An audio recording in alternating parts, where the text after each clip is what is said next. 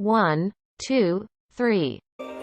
Assalamualaikum warahmatullahi wabarakatuh. Bismillahirrahmanirrahim.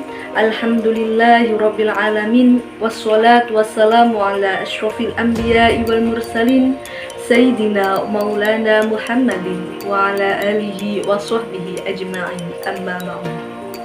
Perkenalkan, nama saya Muftiko Izzatun Nadia, kelas D2 dengan NIM 212101040008, program studi pendidikan guru Madrasah Ibtidaiyah, Fakultas Tarbiyah dan Ilmu Keguruan, Universitas Islam Negeri Kyai Haji Ahmad Siddiq Jember. Di sini saya akan mempresentasikan karya tulis ilmiah saya yang berjudul Upaya Meningkatkan Pemahaman Siswa Terhadap Materi Penyajian Data Melalui Media Daring pada kelas 5 NU Nurul Ulum. Yang pertama, media daring di masa pandemi COVID-19. Pembelajaran daring merupakan pembelajaran yang memanfaatkan teknologi dengan menggunakan internet, di mana dalam pembelajarannya tidak dilakukan dengan face-to-face, tetapi menggunakan media elektronik yang dapat memudahkan anak didik untuk belajar dimanapun dan di kapanpun. Media daring digunakan sebagai pembelajaran virtual dengan berbagai macam aplikasi, misalnya Zoom, Google Meet, Line, WhatsApp, dan lain-lain. Ciri-ciri pembelajaran daring. Yang pertama, materi ajar yang disampaikan dalam bentuk teks, video, dan berbagai elemen multimedia. Yang kedua, dapat menggunakan banyak sumber dari internet. Yang ketiga, pendidikan jarak jauh atau daring dilakukan secara jauh melalui berbagai media komunikasi. Yang keempat, proses pembelajaran dapat diakses oleh anak didik kapan saja dan di mana saja.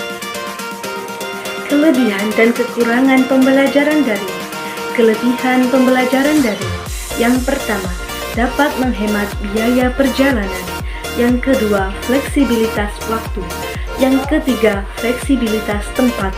Yang keempat, melatih anak didik untuk mandiri dalam mendapatkan ilmu pengetahuan. Kekurangan pembelajaran daring. Yang pertama, kurangnya interaksi antara anak didik dan guru yang mengakibatkan keterlambatan penangkapan materi dalam proses belajar mengajar. Yang kedua, tidak semua tempat tersedia jaringan internet yang bagus. Yang ketiga, pengumpulan tugas yang tidak terjadwal. Saya akan memasuki materi yang kedua, yaitu materi penyajian data. Data dapat disajikan dalam bentuk tabel, diagram gambar, diagram batang, diagram garis, dan diagram lingkaran. 1. Tabel. Tabel digunakan untuk mempermudah data dengan cara mengelompokkan secara berurut. Langkah-langkah membuat data tabel sebagai berikut: mengurutkan data dari yang terkecil sampai terbesar, memasukkan data yang sudah urut ke dalam tabel.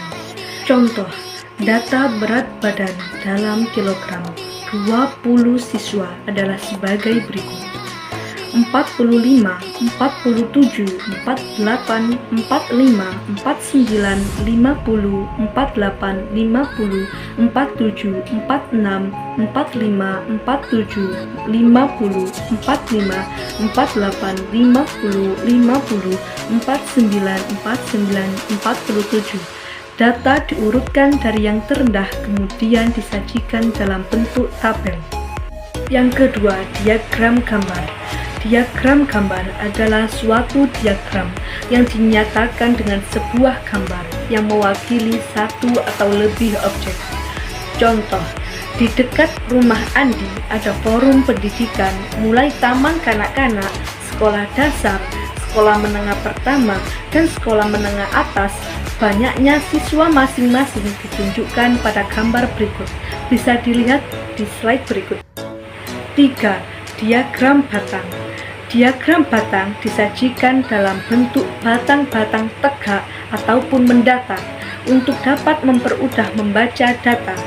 Contoh, nilai matematika kelas 5 adalah sebagai berikut: 7, 8, 7, 8, 9, 6, 7, 8, 8, 7, 9, 9, 9, 6, 7, 9, 7, 6, 5, 5. Bisa dilihat diagram batang di slide ini. Yang keempat, diagram garis. Diagram garis adalah diagram yang menyajikan suatu data dengan menggunakan garis. Contoh, daftar nilai 30 siswa kelas 5 disajikan dalam tabel berikut. Bisa dilihat tabelnya di slide ini. Diagram garis berdasarkan tabel bisa dilihat di slide ini. 5. Diagram lingkaran. Diagram lingkaran adalah gambar yang berbentuk lingkaran dan berfungsi untuk menyajikan data. Cara menyajikan data dalam bentuk diagram lingkaran. 1.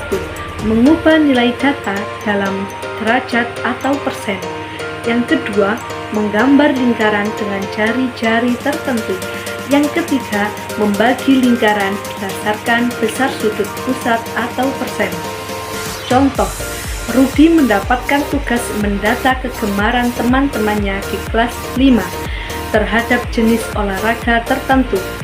Dari kegiatan tersebut, Rudi memperoleh data 12 siswa gemar bulu tangkis, 6 siswa gemar basket, 14 siswa gemar futsal, dan 8 siswa gemar renang. Besar sudut dalam lingkaran adalah 360 derajat. Bulu tangkis 12/40 dikali 360 derajat sama dengan 108 derajat. Jika dijadikan persen, 12/40 dikali 100% sama dengan 30%. Begitupun seterusnya, bisa dilihat di slide ini. Materi yang ketiga yaitu upaya meningkatkan pemahaman siswa terhadap penyajian data melalui media daring. Agar media pembelajaran yang dipilih guru itu tepat, terdapat faktor yang perlu diperhatikan dalam memilih media pembelajaran. Di antaranya, yang pertama objektivitas, yang kedua program pembelajaran, yang ketiga sasaran program. Untuk meningkatkan partisipasi siswa dalam pembelajaran secara daring, guru menggunakan media game agar proses belajar lebih menyenangkan bagi siswa dan tidak membosankan. Guru juga bisa menyiapkan materi pembelajaran yang menarik dengan menggunakan PowerPoint yang dilengkapi dengan audio visual, meningkatkan interaksi guru dan siswa dengan sesi tanya jawab. Baik, terima kasih. Itulah presentasi dari saya. Kurang lebihnya mohon maaf yang sebesar-besarnya.